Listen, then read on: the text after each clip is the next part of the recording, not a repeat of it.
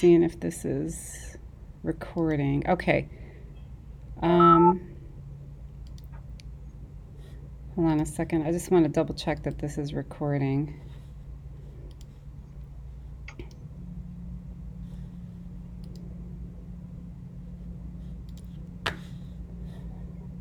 I think it's recording. Okay. All right. So, since you are the only person, I'm going to talk about what you probably want to go over tonight. Okay. So, if you want to write this down, Tanner, somewhere, Yeah. I'll give you a moment. Do you have a pen or a pencil?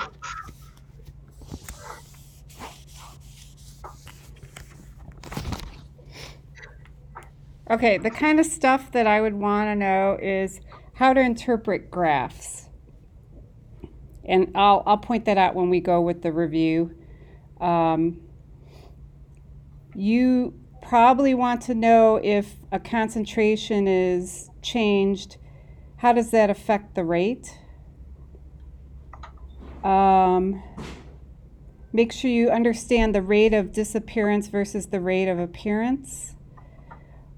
I could give you data tables, and you have to say the rate order of that substance.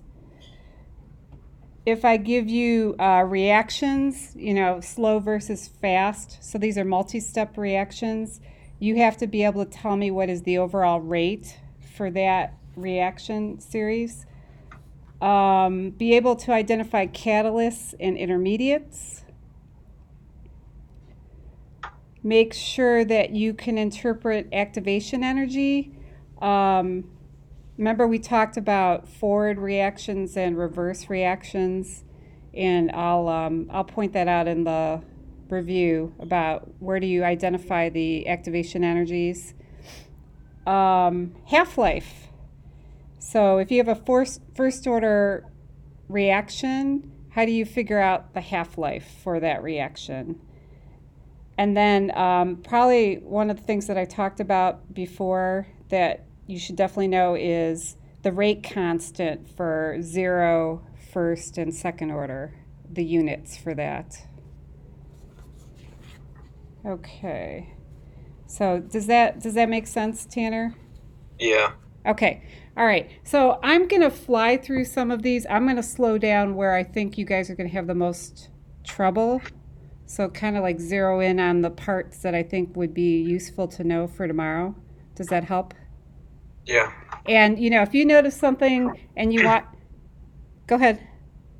No, I was just coughing. Oh, okay. If you notice something and you want me to pause and go over it, could you make sure you have me pause and go over it? Okay. Okay. All right. So this was the first set of notes that we went over in class. And these were the different ways that we could look at a reaction. So make sure you know the rate of disappearance versus the rate of appearance. And notice that disappearance is negative where appearance is positive. Okay.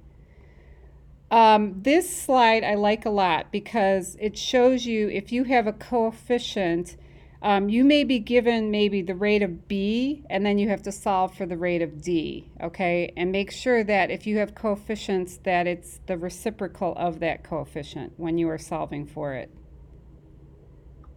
Any questions on that? No. Okay, so that's really important. So a reaction like this graph, you might have to interpret it. Notice that the reactants always are going down, whereas the products are going up. And the fact that NO goes up twice as much as opposed to oxygen, and that makes sense because there's a coefficient of 2 for the reaction, the product NO, whereas oxygen only has a coefficient of 1. Does that make sense? Is your review screen supposed to be pulled up? Uh-oh, so you don't see my screen? No, I just see you. Oh! Hold on a second. I thought I fixed that. Let me go back. That would be useful. Okay. No wonder why you're not really... Yeah. Whoa, what is going on here? Okay, you know what? Let me go back here. Did I lose? Share screen. Share. Okay. I don't know why it did that. All right. Do you want me to go back? I think I understand the last one. Okay. Well, you know what? Just let me point out because sometimes it's good to see it just to make sure. And this is going to show up on the video. So the people that aren't here probably want to see it. So remember how I was talking about negative sign versus positive sign, appearance versus disappearance? Mm-hmm. Okay. And this was the slide that I was talking about here, where you have reactants versus products, and anytime there's a coefficient, it's always the reciprocal of that coefficient. So like I said, you could have the rate of B, and you have to solve for the rate of D based on this relationship. Sound good? Yep. Okay. All right. So this was the graph that I was talking about. And in the beginning, when I was summarizing the things that you need to know, obviously with a graph like this, when you see one product going up twice as much, that's sort of like a clue that there must be a coefficient associated with that substance that is going up twice as much. Does that make sense? Yeah. Okay. All right. So, like I said, you might have to interpret a graph like this just to let you know, okay? All right.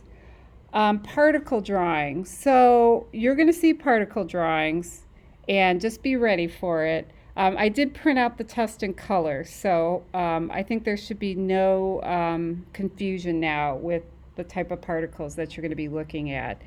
And you may have to interpret reaction based on the particles that are in it. So this is going back to that one problem that I was talking about where you have the rate of one and you have to convert it to the rate of another. So they show you how to do that. Okay, so you could have a problem like this. Does that make sense? Yeah. Okay, all right. Let's see, rate law. Okay, let's see what we want to talk about. So obviously we talked about zero, first, and second order. This is where you can only do this using experimental data. So you need a data table. If you don't have a data table, you can't do this, okay? And this is where you're looking for one reactant to change while the other one stays the same. And you're finding the exponent for that substance. So this is not something that you get from the balanced chemical equation. Okay, so they show you zero order reactions, first order reactions, second order reactions. I would just make sure, I could give you a multiple choice where you change the concentration of that substance and you have to figure out, is it zero order, first order, second order? Does that make sense? Yeah. Okay. All right. And then overall order is you're just adding up the exponents for that. Okay. I would make sure that this table here, you know the units for K. So I think I talked about maybe getting a Quizlet or something like that. Make sure you know the units for K because you're definitely going to have a question that is one of these. Does that make sense? Yep. Okie doke. So flashcards or whatever. Okay. So this was going back to, if you double the concentration of one, what happens to rate while you hold the concentration of the other the same? I'm assuming you're okay with this type of problem solving? Okay. All right. I'm just going to fly through this. Let's see. Now, if they ask you for the rate constant, you want to use any data from any of those experiments. Okay, so once you find the rate order for that substance, you just have to go to any experiment and plug in the concentration for each reactant. Make sure you use the right exponent and then just solve for K. Now notice the rate has to correspond to those chosen concentrations. Does that make sense? Yep. Okay, you'll definitely have a problem like that. Okay, and I think I skipped all this because we don't need to know it. I'm just making sure that there is anything else I need to talk about. Okay, there might be a question about reaction rates, how they are influenced by. So make sure you know these three reasons, okay? So concentration, surface area, temperature increases, they all factor in with collision rates. So I would make sure that you know these three reasons for increasing collision. Okay, let's see. And that's just going into the nitty-gritty detail. Okay, is it all right if I move on to the next section? Yep. All right, let's see, what do we got? Okay, concentration changes over time. So integrated rate laws is different than what we just talked about with experimental data and trying to find the rate order. Are we okay with that? Yep. Okay, all right. All right, so integrated rate law, and I think I said, let me double check here. I'm looking at your cheat sheet. Okay, you do not have the zero order integrated rate law. So this AT minus A sub 0 equals negative KT, that is not listed in your cheat sheet. So just to let you know that. Okay.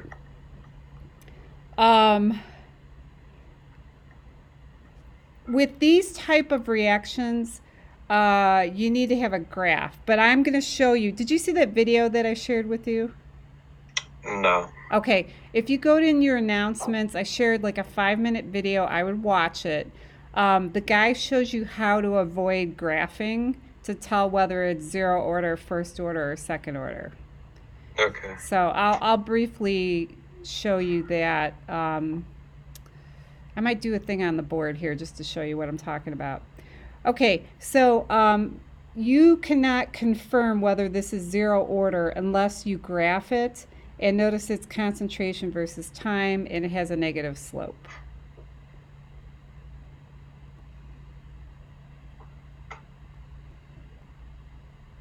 So this looks familiar because I'm assuming, you know, when we went through like the crystal violet lab, not that that was zero order, we were graphing to see if it was zero order, and we said it wasn't.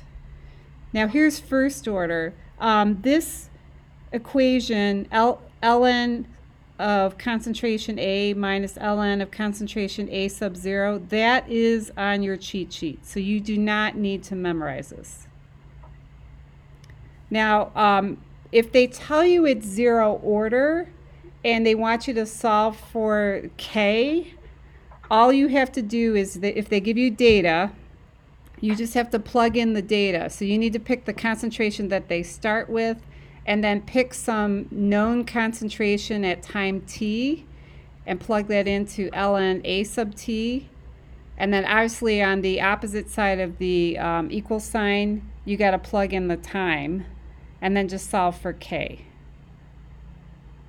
Okay. Does that sound doable?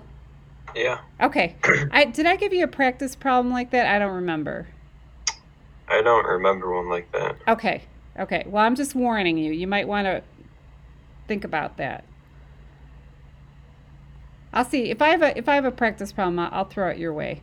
Okay.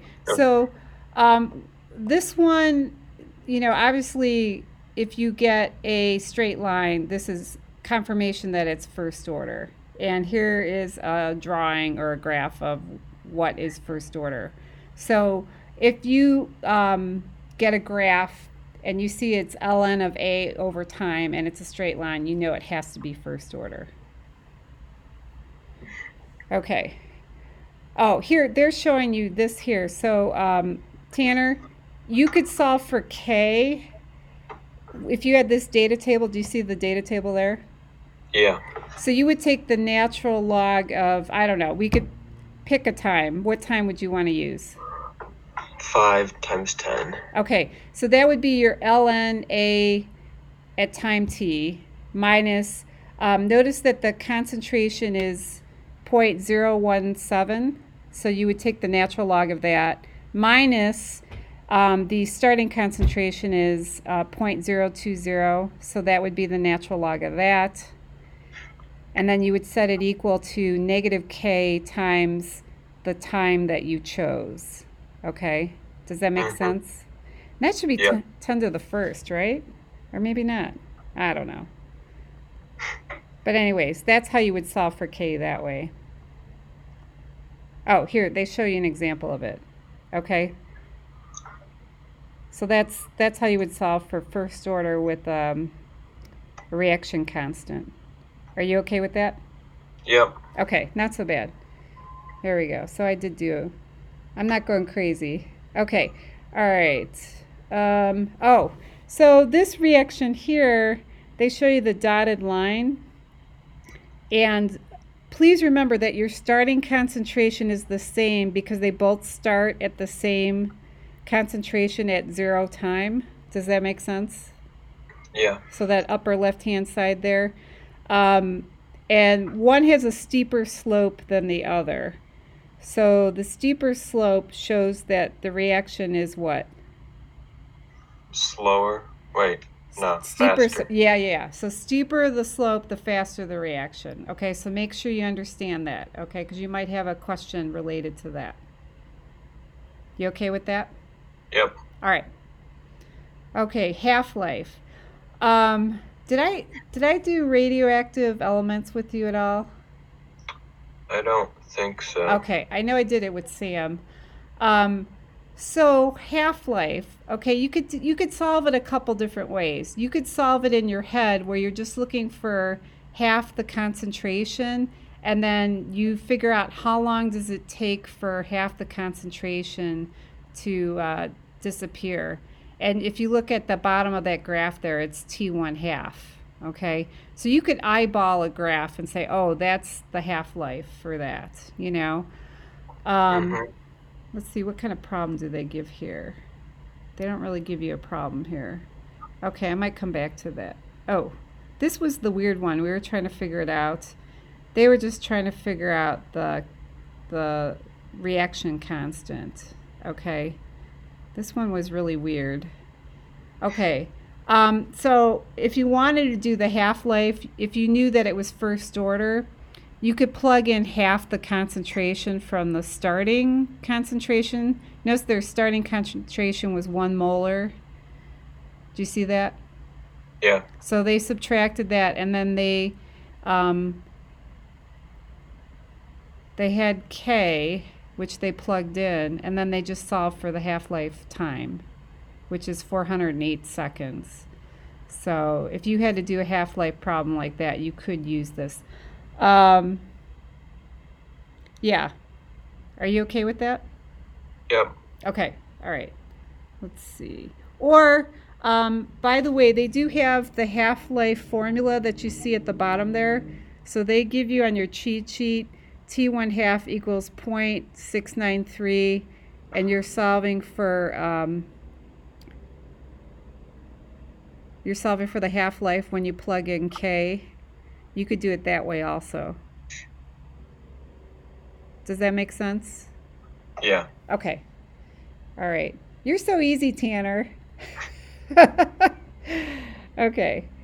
I'm going to skip this. Okay, here's second order. Okay, you could have a second order situation, and that formula, so 1 over A concentration at T minus 1 over the concentration of A at 0 equals KT.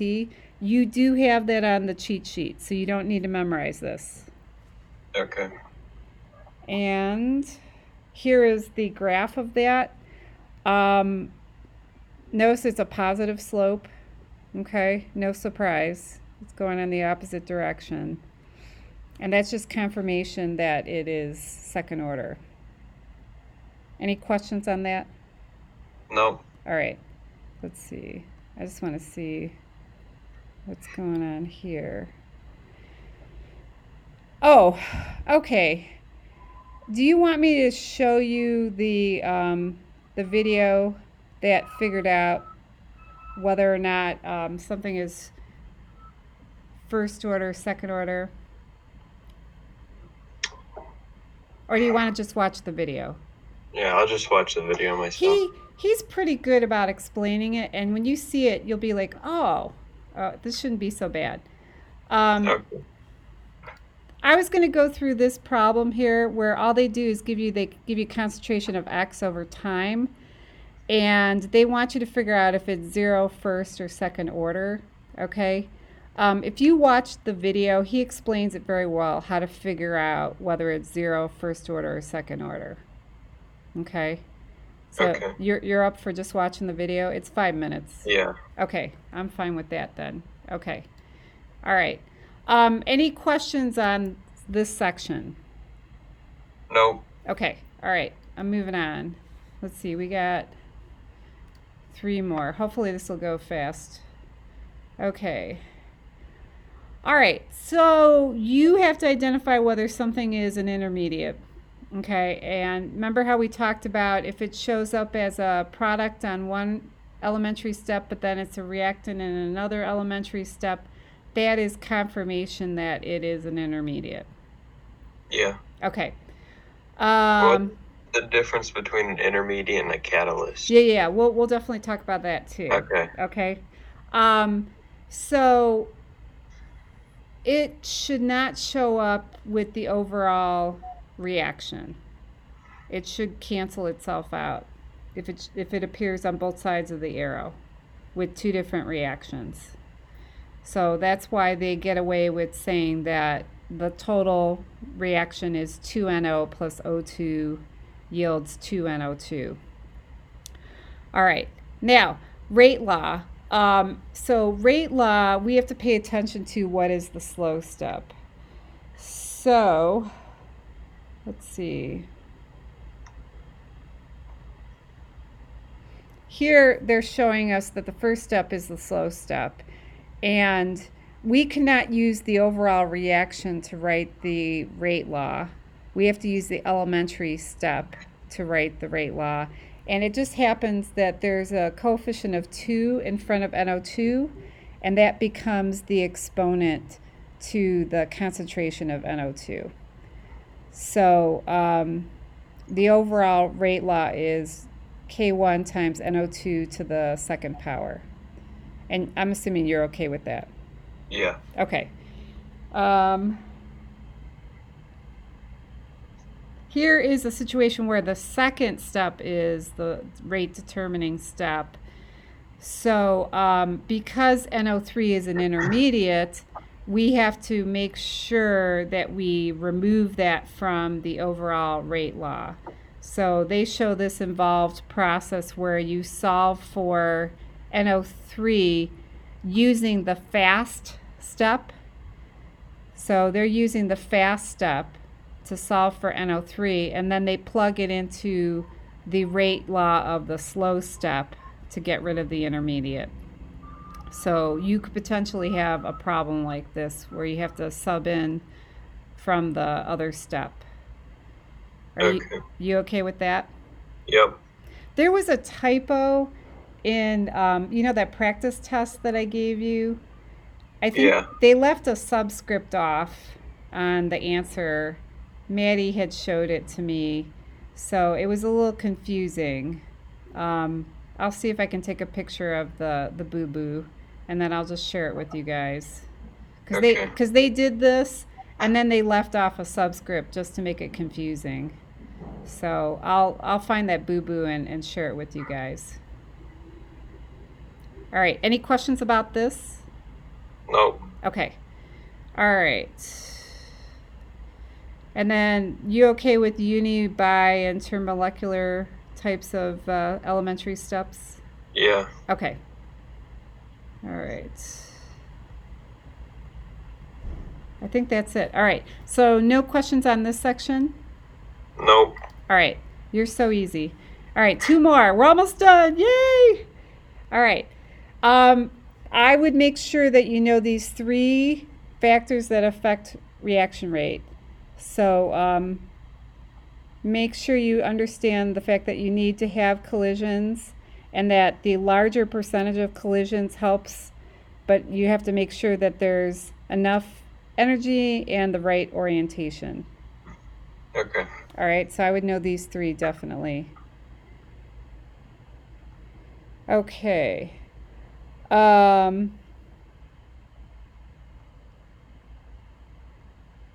Okay, here we go with the reaction coordinates. So you will have reaction coordinates and be able to identify whether it's exothermic or endothermic. And this profile is what type? Exothermic. Yes, good, good. So make sure you know whether it's endo or exo. Anytime there's a top of the hill, that is considered a transition state. Okay, so they might ask you how many transition states, and you just have to count up the number of hills. Okay. They could ask you for activation energies. Which one is the smallest activation energy? So always measure it from the bottom of the reactants to the top of the hill. And let me see. I'm trying to see if he has a multi-step one.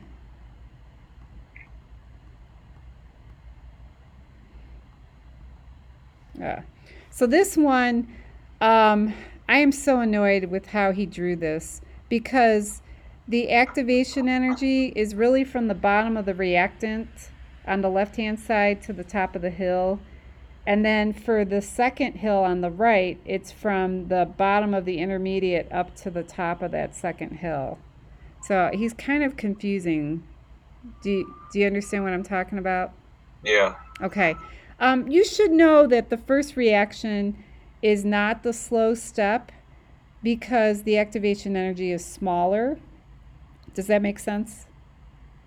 I think so. Okay, so the bigger the activation energy, the slower the step because you need a lot of energy to get over that hump.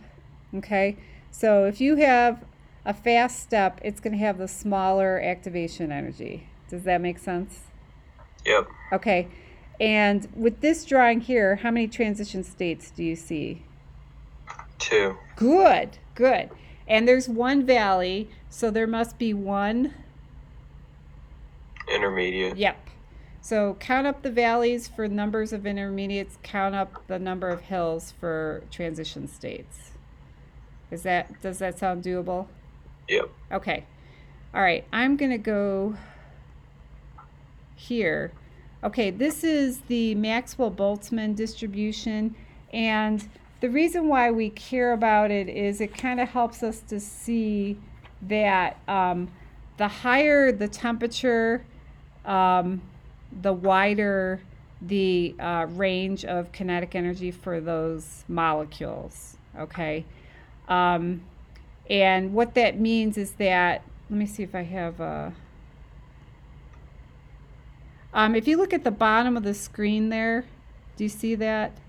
Yeah. There's 500 versus 100. The green line, all that area underneath there is the number of molecules that have enough energy for this reaction to take place. Whereas the 500, that area is smaller. So as a result of it, there's less molecules at 500 K that actually have enough energy to do the reaction. So you're going to have a greater rate of reaction at 1000 K because you have more molecules that are able to have enough energy for a reaction. Are you okay with that? Yeah. Okay. All right. Let me see. Is there anything else? Okay. Yeah, I'm not going to have any Arrhenius equation problems, so you don't need to worry about this. Okay. Okay. Any questions on that section? Nope. Okay. Last one! Yay! Okay. Catalysis. Okay. On this slide, I would know that it increases the rate of the chemical reaction. Now, I haven't really stressed this. I haven't really gone into this, but I'm telling you right now, If you had a catalyst, by the way, how would you know there's a catalyst in the reaction?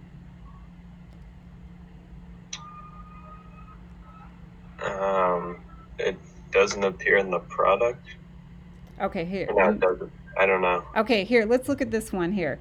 Notice that chlorine gas, so we're not talking about diatomic, we're talking about monoatomic chlorine. Notice Yeah. how it shows up at the beginning and then it ends up at the end. Okay? It is considered a catalyst. Okay? It doesn't show up in the overall reaction. Okay, although they put it over the arrow at the bottom there. Do you see that? Yeah. Okay.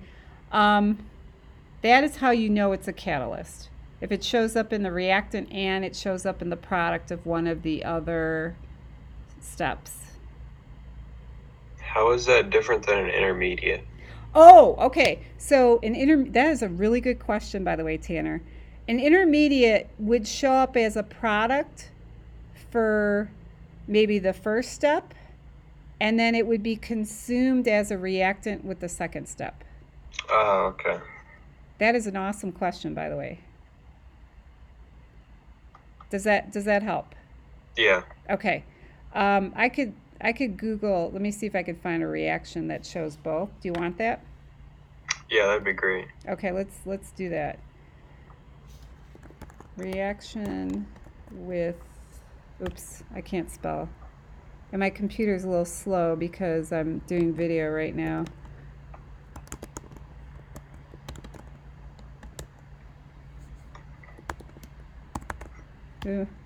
Intermediate. I can't spell. Okay, let's see what they got here.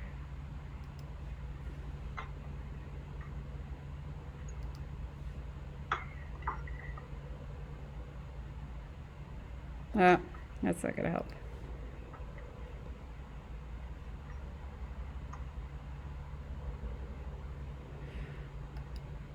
I just want pictures.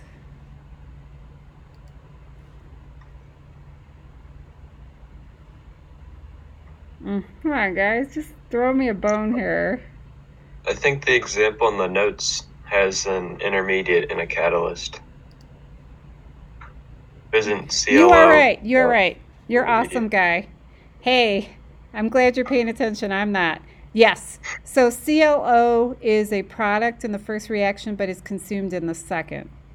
Okay. So that is why it is an intermediate, where Cl is a reactant and then a product at the end. We good?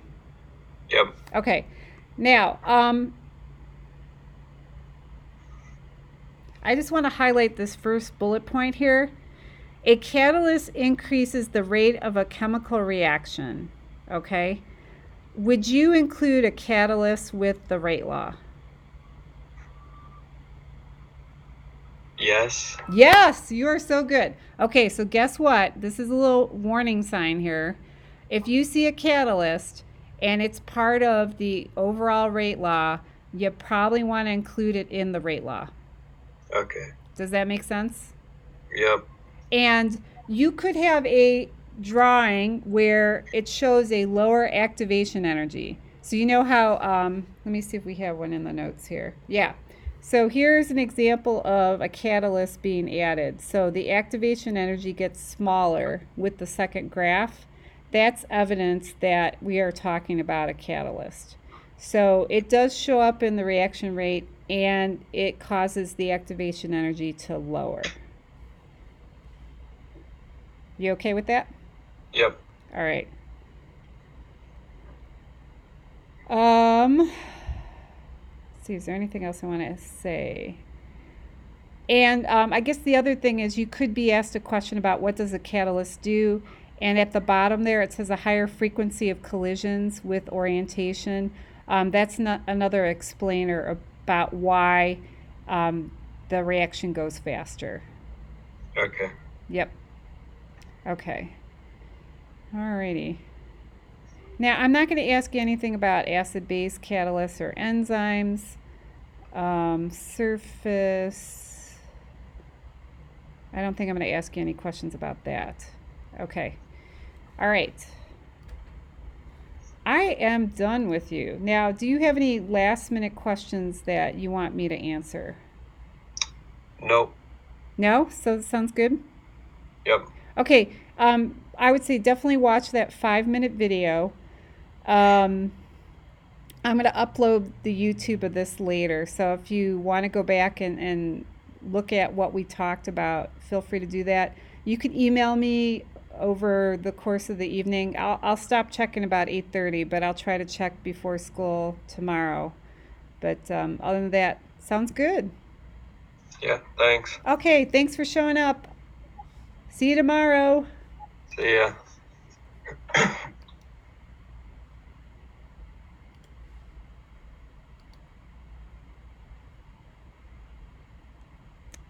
Okay, how do I stop it?